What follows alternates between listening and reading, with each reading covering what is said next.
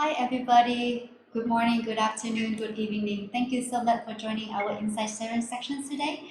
And today we're so glad to have our very special guest, Miss Dani. Hi, Dani. How are you doing? Hi, I'm really good, thank you. We're so happy to have you here and our privilege to have you join our show and sharing about your story and your passion of work. Would you please share with us about yourself and your work recently as well? Yes, absolutely. My name's Dani Saveker. I'm based in the UK, in the Midlands, and I am now the CEO, the global CEO of an organisation called the GLAS Group, which stands for Global Life Alignment System. And we work with primarily family businesses, but also entrepreneurs, individuals, teams, sport, in helping them with alignment and the ability to progress where they've got stuck. We're gonna, by the end of this conversation, we're gonna explore in, what is a glass method and the works that you do. Allow us to bring you all the way to when you were young, Danny. Because when we were young, we always had dreams that one day we're gonna become, this kind of Someone, person yeah. and do this kind of job and things like that, right? I know Vivian wants to be a singer. I want to be an astronaut when we were young, but neither of us become one. So our audience always want to explore what is Danny, when you were young, what did you dream that one day when you grow up you're going to become? It's a lovely question and one that I talk to clients a lot about. But my version is when I was young, I wanted to be a businesswoman. Straight there, I, yeah. I dreamed of, I played business when I was tiny. I used to um, want to create things and sell things, and I watched my father, who was a businessman, and I loved the addition machine. He had a manual addition machine that he used to bring home, and I just loved anything to do with business. I didn't know what business I wanted, but I wanted to run a business. Wow. Yeah. So you are the first person in our show out of the 346 people actually got what you dream comes true in your life because yeah, so you're the first one. Congratulations on that. It's fascinating. See, 345 person before you had the dreams that not related at all to what they do when they grow up, and we would like to explore it a little bit further. When you were young, you were so young, there was a lot of things that you could dream one day you become, right? In the beautiful I country love like it. England, you can become anything, but you chose to be a business reason. Was there any driving factors behind it that that make you have the ambitions of being a business woman though? Again, a very good question because um, my two sides of the family, my mother's side and my father's side, were very different backgrounds. My father's side, very working class, not much money, whereas my mother's side had the family business and were much more affluent. And I was very privileged to grow up seeing both and having great warmth and support from both sides of the family. But my dad and his side were very much, the work ethic was very, very strong.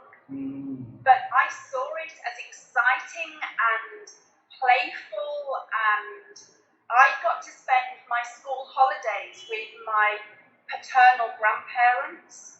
So my grandfather was a carpenter, and he would take me to his place of work, and I would play the sawdust and with the machines that he'd got, which you couldn't do now for health and safety reasons. But I enjoyed playing with those things and watching him talking to people that worked for him, and I thought that was very exciting. And my grandmother was the head chef at a soccer club, very well-known soccer club in the region, and again she managed a big team, and I remember her always making sure the footballers were polite and used manners, and because they were very young, and so she managed people, and I love this managing people fairly and in the right way, and they were very very good examples and inspirations for how to get on with all sorts of people, equals, subordinates, people above. They were just such great people, and at home they were always the centre of everything. And I think that inspired this idea of working with people, particularly. But my dad, I would go on a Saturday with him to work and answer the phone, and I would have been very young, but he taught me how to answer the phone professionally, how to manufacture things, and it was just exciting. It was like a sweet shop of good things and adventures, and I think that's where it came from.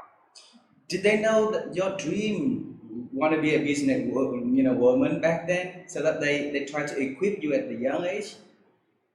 I never felt that I had any kind of pressure, which I was thankful for. We used to have a small cottage on Snowdon Mountain, and there used to be people that would walk the summit in the mountain, and if it was very hot and they were unprepared, I would sit on the front garden and sell cups of water to the people passing by. I would just get some cups from the kitchen filled with water. This was before people had carried their own water, and I would sell them water, and I would have been 5. And I used to have a little pot with the money in, and so my family always saw I was doing something, and another holiday I started embroidering jeans, sort of personalising jeans, and sold those to local shops. I was a competitive ice skater, and you couldn't get merchandise with skaters on it, so I made little cartoons with skates on and framed them and sold them to my friends, and so there was a pattern. But yes, it was not a surprise. Wow, thanks for sharing that. I will tell my daughter to continue doing that. And so our youngest daughter has the entrepreneur mindset when she was very young. So she made handmade stuff, and then she brought that to school and sell it to her friends.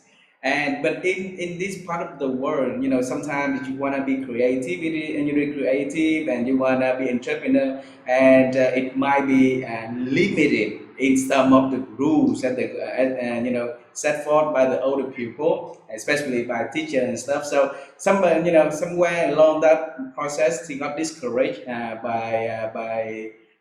by her teachers, and then this is a huge example that we can share to her, that hey Valerie, you can continue to doing that, because that will lead to a very beautiful destination, as the story of Dani that we've been our speaker today. So with that being said, we would love to explore how did you get into the leadership journey after that, from young age selling things to the mountain climbers and stuff, and to you get into schools and go into the corporate world working. How's that journey happen? So when I went through my formal education and I got my degree, when I graduated, I was looking for a job and sending my CV to different possible employers. And at the time, my mother's side of the family had a very well-established family business. and they manufactured retail fittings, so shelving and queuing systems and so on. And that business had been started by my great-grandfather in 1903. Very traditional business. And I was struggling to find a job when I was sending out the letters to everybody. And my third cousin was the managing director of the family business. And he said to me, would you like to come and spend some time here? And I had worked there during holidays as well. Would you like to come and spend some time here? I have a project for you. So I thought, okay, that seems reasonable. I will do that temporarily, just for a short period of time to help. And so my degree was product design and marketing with quite a lot of psychology in it as well. So it was quite an interesting mix of skills. I was the only girl on the course. It was quite industrial design, but I was used to being in quite male environments. So I went and I did a few months in the family business, and I designed a product that went into department stores, a queuing system for department stores, and it was very exciting.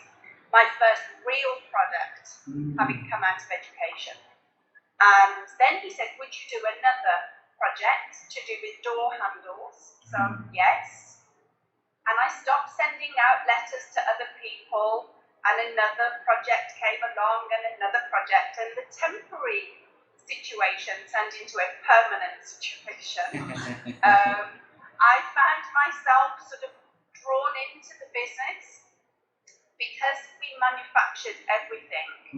I then started to learn to weld, electroplate, anodize, polish, all these different things. Again, very exciting, with men that had worked in the roles that they'd had for years. And so, young female coming in, I found I was learning how to deal with these challenging situations. And I slowly started to progress in the business. But being the youngest family member, you're often not treated very well. You're made an example of. And I think it's a good thing because you learn to earn respect the right way. But what I noticed in the business is there were a lot of very traditional ideas about health and safety, manufacturing, that needed to be modernized a little bit. And I had a lot of pushback from certain members of the family who didn't like change. So I spent a few years doing this, and eventually had the opportunity to become production director. And I went on a director's duty course because it's a legal responsibility. Nobody had ever done anything like that in the business. They thought being a director was a privilege that was just handed to them, where I wanted to feel that I had earned what I had. And I noticed, as I was there more and more, I noticed there were tensions in the family as well that were in the business.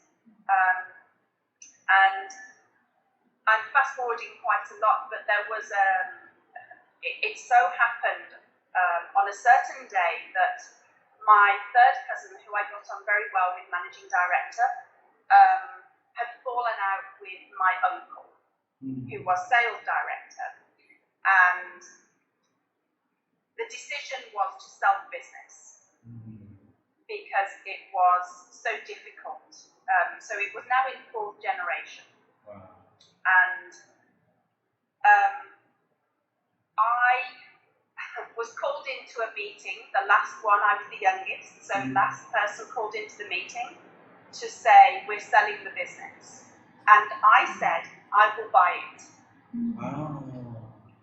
I will do a management buyout. I didn't know what that meant. I was 28.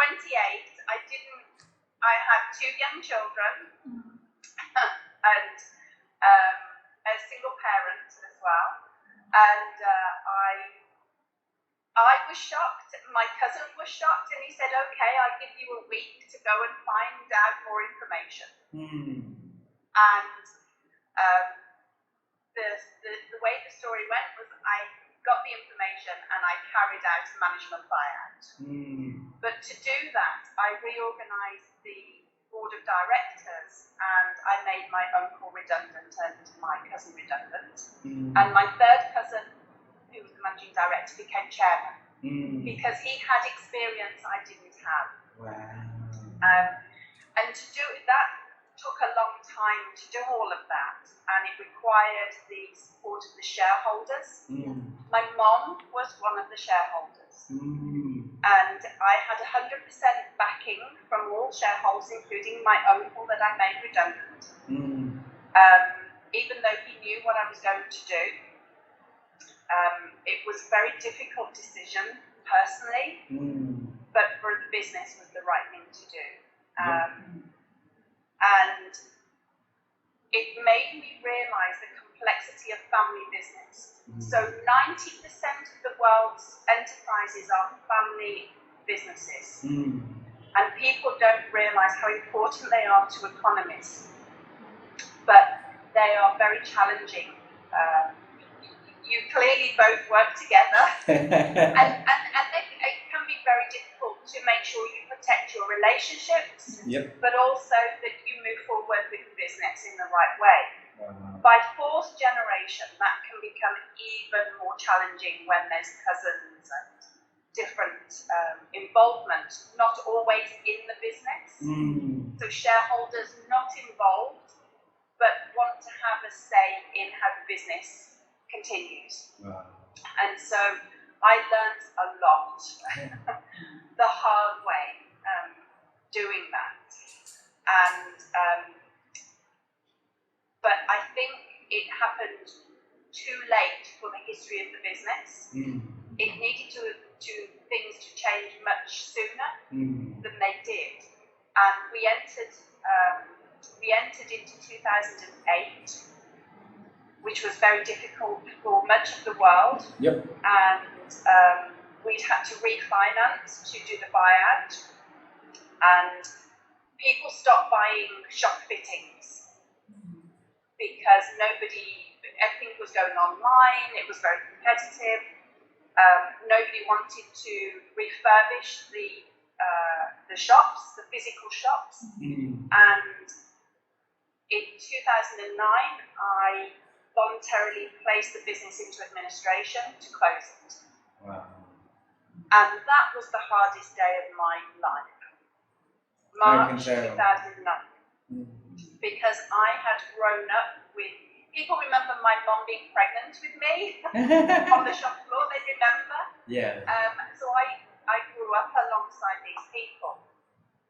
And I had to say that we were closing the business. Now, I'd done a buyout and I thought this was my dream from a childhood, be a businesswoman, own my own business. And I said these words on behalf of my great-grandfather. I realised the legacy and the responsibility of my family was very, very heavy. And it wasn't my business, I was a guardian of the business.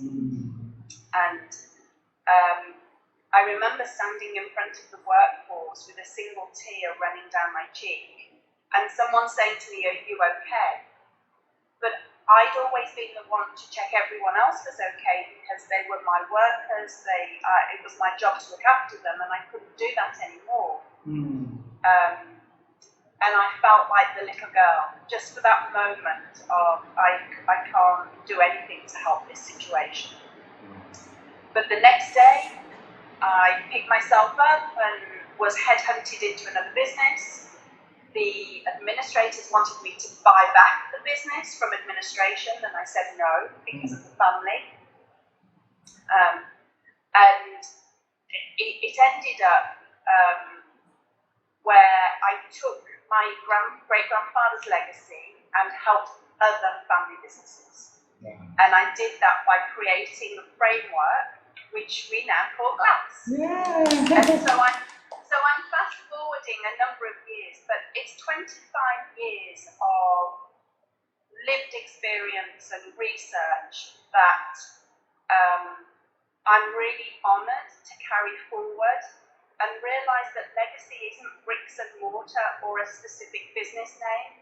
It can be the values, the lessons, all of those things that you can carry forward. And that's where we are today. Wow. Thanks so much for sharing the journey from the 5-year-old girl, until, making a huge decision on the 28 years, asking to buy out the whole family business, given the fact that you didn't even know what that meant, right? What did you decide to say such big things out at that specific moment to buy out your business? Do you remember the emotional carry by you back then to even say that commitment? There were two things. The first thing was I was really concerned for my family. Martin was the managing director, and he had a very tough time trying to, because of the tensions in the business, he had personal challenges with his family, had illness as well. So first of all I said to him, "Are you okay?" I wanted to know he was okay. The second thing was the excitement of, I see an opportunity here. I don't really understand the detail, but I just knew intuitively that there was something that I could do.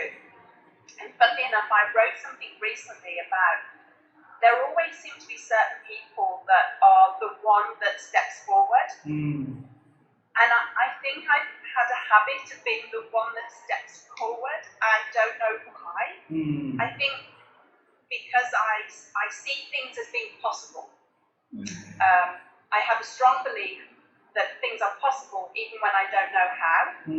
I'll figure it out. And a call to serve, I think, is very strong in me. The desire to make things better for others, almost to the point where it can be harmful for yourself sometimes, that you put everybody else forward and then you recover somewhere else. It's part of of who I am, I think. Thanks for sharing that. I'll share our personal story also, because we came from a background where our family also had businesses. They've been running for 30 years or so. And I chose not to get involved. So unlike you, because you have the courage to get into the family business and work yourself up the ladder, earn respect, instead of coming in and get the title, get the respect. So you earn the respect. I chose to run away from it because I don't want to deal with complexity of uncle, cousin, niece, and everybody in the system. But there was a reason for this, that I think I'm privileged to not be. So the business had gone oldest male, always. I was female, other part of the family, and so I didn't have the same expectations as members of my family. I think that was a big benefit, that I was already different. So I didn't run away, I just sort of stumbled into it by choice, which I think is different from, I saw how challenging it can be when there is an expectation from very young, and it can be very, very difficult, because I know I did what I wanted to do. Dani, I'd like to ask a question, because during the conversation that you shared, you work with the people who've been there for a long time, been there, done that, and that has a lot of change is not easily welcome also. And then fast forward now, we have generation different in organizations, right? And the younger people, normally when they come, they have a lot of fresh idea, a lot of things that they want to do and contribute. but they've had less of patience to make influence and things like that. So you Danny back then was able to, you had a lot of ideas you want to run for your family in the first few months also, but you also understand, the system, the history, and how everybody is. And so, how did you manage that, self expectations for, something big, and being able to balance that within the whole system, so not gonna make any like unhappy for yourself or over expectation for yourself, and then not breaking everybody's the support from the people, from the others. Can you share that skill that you did? I think one of the benefits. So I've had various awards for entrepreneurship over the time, and I get asked that question quite a lot. Where did I learn that skill? And I think it's from being a parent. You realize that it's not easy when you're a parent and you have two children. They're not the same. You have to learn to understand and encourage people to do what you want by not just telling them what you want.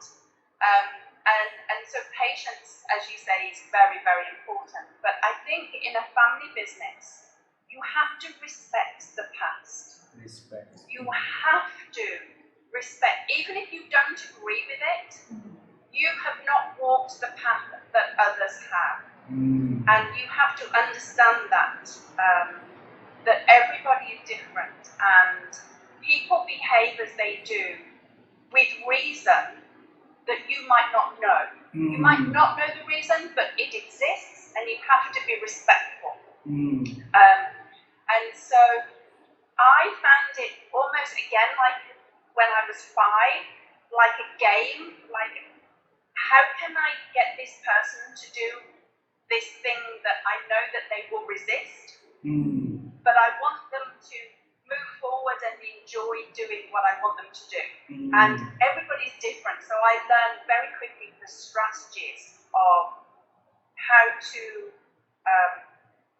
I'll give you an example. There was a man that had worked for 49 years for us. Lovely man. But everybody thought he was very miserable, very resistant to things. And so the benefit of being female compared to my family members was I could use charm with him. So I would say, "Good morning, Mr. Oliver, how are you? How is the family?" And I would work alongside him, and I would always ask him how to do things because he liked to give me his knowledge. And slowly over time, he accepted me in a way that he didn't accept other people. But I think you have to use whatever qualities you have. You have to understand yourself, you have to understand other people, and then how to bring those two things together. And the most fascinating thing for me is people. How people behave, how they think. And that has been my apprenticeship of life. People. People teach us so much. Yes, Vivian. Yeah, Dennis, pretty much you're telling the story, and I remember one of the quote I gave it to my daughters: "Has the courage to be kind." I think this is one of the quote in the Cinderella story. And along your story and your journey, pretty much a lot of kindness is there. And the last story you were telling us, pretty much the acceptance is because of your kindness. You've been asking different questions and the emotions. And I think that's inspired some of that project that you've done, Inspire Kindness. And people not touching that area enough. And would you please share with us about that part? Yes, 100%. Kindness, I think, is such an important leadership quality that we don't talk about as a leadership quality. We should. And I mean how we lead ourselves as well as how we lead businesses. And so that is one of the components that sits within the GLAS framework. And so in 2016, I was really fascinated with this concept of kindness. And I decided to do a month-long, it was January, I thought a new year, I will do a month-long research project. I will do a random act of kindness every day for the month of January in 2016. And so I would buy a homeless person some items, or I would leave a note for a stranger, those kinds of things. And 2 weeks into the project, I'd done an act of kindness in the morning, and I was driving along to go to a meeting, and it was morning traffic was very bad, and I didn't want to let the car that was trying to come into the traffic. I was, bumper to bumper, really close, and I thought, this is madness. I've done a kind thing, and now I'm not being kind.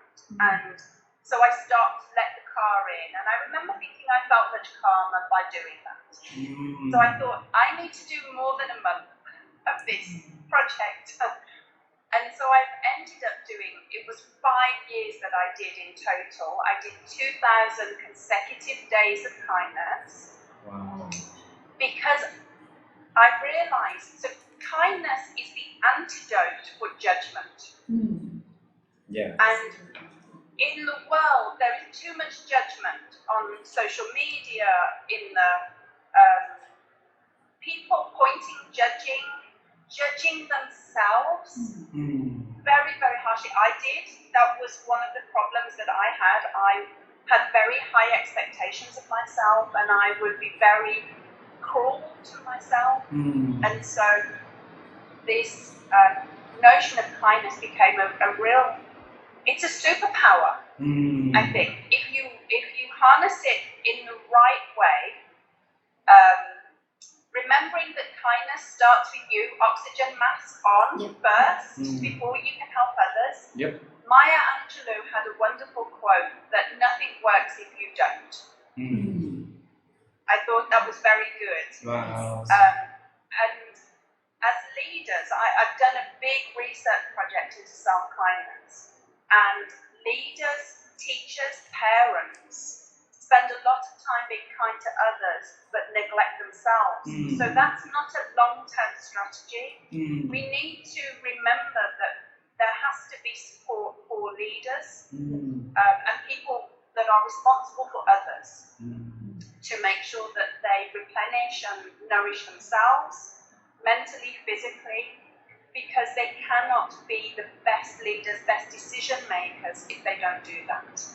And it's been a very fascinating process, and it's something that when I started the project seemed to be more accepted by women than men. But male suicide is, it's certainly in the Western world, the biggest killer of men under 28 is suicide. Not cancer, not any of these other things, it's suicide. So as a society, as humanity, we need to address some of these issues. I think that it your story remind me so that I can remind Vivian the next time if we drive on the road and some car want to pass on in front of us, please tell me to remind me of Dani's story so that we will. It's better for you, it's better for the other person, and they don't get there any faster than you. Yep. Thank you so much for sharing that. But you feel it in your stomach when you have that sort of, no, I'm not going to let them in, or let it go. Let them in. And the difference that it brings to you. And again, I remember my parents driving quite aggressively in that way. And so we're the example for our children. How we behave, we are the example. And so if we want our children to be calmer, we don't just tell them, we show them. Yep. Dani, I am doing it for two consecutive years, and in total of 5 years. It's never easy. It requires you to be dedicated for it, very committed to it. I will introduce you to a gentleman. His name is Ken. He's also in England, and he's a very famous marketer in your country. So 3-4 years ago, he ran a TEDx, TED Talk, and talked about 365 days of being curiosity. So he teach people how to be innovative, how to be curious by doing one different thing every day. And we've been sharing that practice in Vietnam, and then I can see 99% of the people really excited at day one, and the excitement dropped, like maybe day 10 and totally forgot by day 11. But you've been able to do that, for 2 consecutive years means that you have a very strong inner strength and level of commitment to make that for you. So that's a lot of things that we need to learn, and our audience need to learn to be self regulated well, and then so that we can be role model, commit to what we say we do, then so that we before we can lead other people to doing what we want them to do, they should be doing also. Which leads to the most important question of today also about how did you from running the business and then put into administrative and spend years of research coming up to the GLAS methodology. Can you share that with us? What it is and how the journey to make it happen? So I hadn't realised that I was living or starting to move to a different way of thinking that was to become the GLAS method. So where did it come from? I needed it. I think some of the best products, the best ideas that people create are the ones that someone has realised they need it for themselves first. So when I was in the challenge of the family business and it was so tough at times, I needed something to feel better. And there was nothing that I could find in the market. I tried coaching and various things, but nothing really worked. Plus I had all these lessons from the family business. And because my background was product design and marketing and psychology, I combined those things to say I need to design my own solution. And I have always been very fascinated with different beliefs around the world, from Buddhism to all these different thoughts and ideas, and what are the common threads? So Stoicism, the great philosophers, what are the common ideas? How did they tackle things? And the only way I can describe how GLAS came to be, apart from that I needed it, was to bring all of my very strange experiences together. Ice skating, ballet, business, parenting, the research that I'd done. And what I realised is that you can break any living system down into effectively 7 things. So, and I usually have these on a string. So I show a string, and there are 5 colours on the string. The one that sits at the top is purpose. Every living system, whether we have a project, a business, a person, has purpose. And purpose is something that it's an innate quality. It is not a physical thing. It is something that sits within you. So my purpose is to inspire. My husband's purpose is adventure. They're very different. So purpose. The next thing down is the external world and impact. We are always impacted by things outside of our control. Whether it is COVID, whether it is economics, whether it is somebody crashes into your car, whatever it is, external impact. The next thing down on the string is doing. We do things, we have to-do lists, we have careers, we have responsibilities, we have families to raise. There's lots of action that's needed, the doing. As a business, that's, we need to understand what the business does. The next thing down is relationships. How we relate to ourselves, to others, to the story, to our business. How we relate is really important. And I'm very specific. It doesn't mean family, but family is part of that. Because families now are much more challenging and blended and much more different than they were generations ago. Much more complex. But how we relate is key. The final one on the string is identity. Whether it is a business, a person, whatever it is, it's identity. The string that holds all these together is your leadership quality. That goes from who you are to purpose. And it is the thing that connects everything and holds it in alignment. So a big part of GLAS is the alignment of these qualities. Okay? And then there is a force field that operates around all of them, which is drive and motivation. So that is the seventh element. So drive, leadership, identity, relate, doing, impact, purpose. Everything will fall into one of those categories. And we need them to work together as a system. And in balance. And this is critical. So what I was brought up to understand about balance is you were balanced or not balanced. Like two things. And that's what balance actually means, two pans. But it actually isn't that. There are three states of balance. There is balance.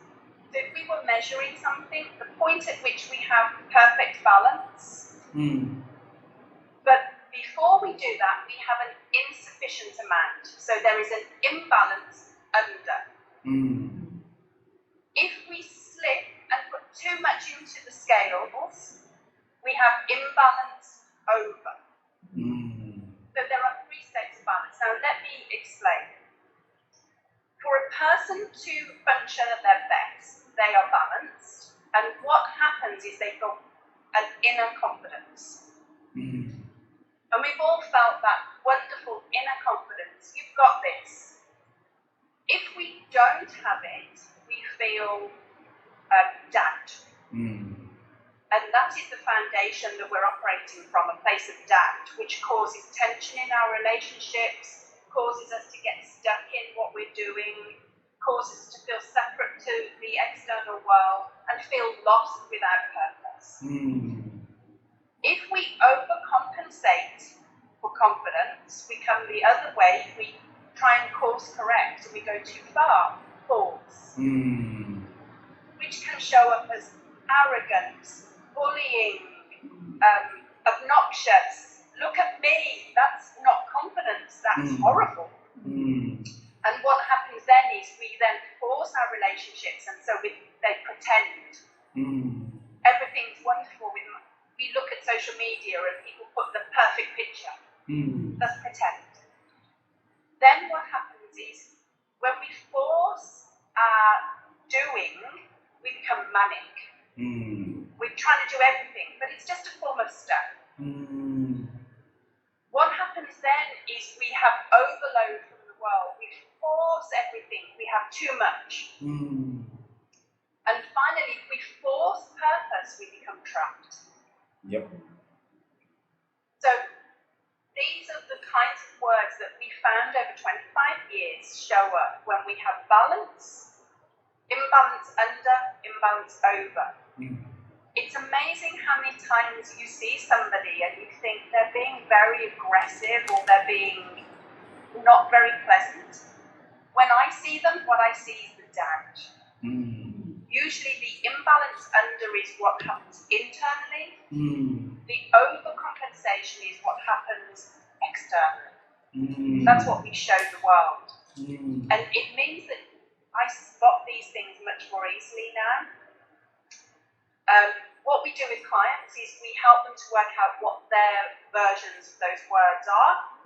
So we help them to find what their purpose is, their identity, their relationship word, and also what their over and under words are, so that they can try and self-regulate and hold that state of balance. And we have an assessment where we can show people not only how balanced or imbalanced they are, but in each area of their life where things are out. I took the assessment. Certain areas. I took the assessment, Danny. It's a very well organized, when I took it, I felt a lot of psychological research you also put in the backbone a bit when you ask the structure the questions, and it's pretty easy for us to take it about 5 7 minutes to get, and I'm really excited to see the result to come. I will share that with your permission. I will share that also on LinkedIn for people to do the research, do the assessment themselves. And since when you introduced the glass methodology to the world? And so officially with the branding and the name and everything was 2017 officially. Wow. But as I say, 25 years development, research and development. Yep. And I think sometimes to simplify things is much harder than to overcomplicate them. Yeah. To squeeze that 25 years into something yeah. that is of value. Yeah. So the assessment, as you say, is very simple to do. The report that you will get is a PDF report with an audio walkthrough, because we all learn differently. So I like to walk people through what they're looking at, because we assume that people won't understand the framework when they do the assessment. That is usually the starting point, and then they want to learn more, and we can then take them through at the right pace. But I always think, how can we add value? Even for a free assessment, which the assessment that you took was free, how can we add value to people? Because that is more important to me than the revenue that's created. And when you do it that way, the revenue takes care of itself. Absolutely. Because you're doing it for the right reason. To give it first, and the receiving after comes, and because of the values the people realize from it, right? And Jenny, I will have the last question for you for today, and it's regarding to thinking. Okay, so Vivian and I also in the quest of helping other people to expand their ability to think, and because we see that our friends, the people that we know, and maybe it's too small example for us to come to that conclusion. However, we do see that the level of people ability to think is not increasing but declining. And every chance that we got to meet experts like you, we would like to know, how do you structure your thinking so that you can do this amazing thing, to you and then to the people around you. Can you share with us that? So I read a book every week, a non-fiction book every week, and it helps me to keep the open mind. So that is one thing. And I capture those books as a visual. I don't know if you've ever seen them on visualsynopsis.com. Again, I give away the posters free, the visuals of each book and what I thought of the book. But that keeps my mind open. The other thing is the value of questions. The value of questions. As things become more complex, the value of questions increases. It's not answers that give value, it's the questions. And so I encourage my clients, when they're overwhelmed and they're struggling with things, write down questions. What are all the questions you have? And then look at your questions and start to see where the themes and patterns are. The language that you use. For example, if you write lots of questions of how do I, that's very action-based. Will I is very lacking in confidence. Will I? Should I?